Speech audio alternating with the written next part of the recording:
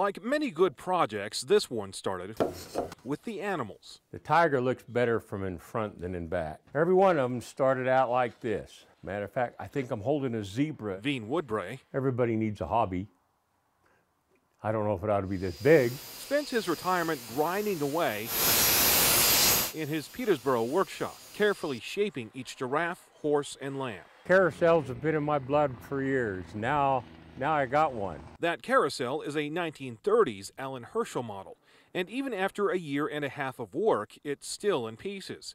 Each part has to be painstakingly restored to working condition. There's not been one nut, bolt, or screw that hasn't been rusted together. He found the pieces in northern Montana.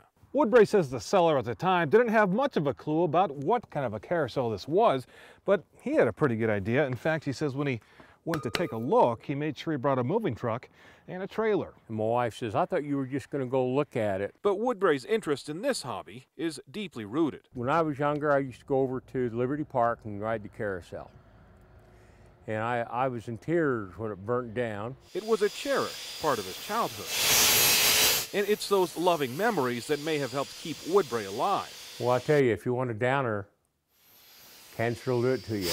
About 2 years ago, he was diagnosed with bone and prostate cancer. I hate to say it, but I kind of give up for a while. Soon after, this project started to take shape. When I'm out here, my mind is on the animals. He believes that time in the shop helped him keep fighting.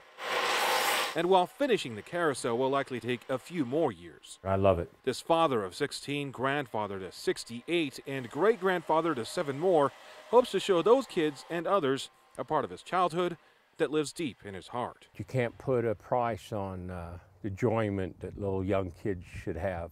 In Cache County, Mike Anderson, KSL 5 News.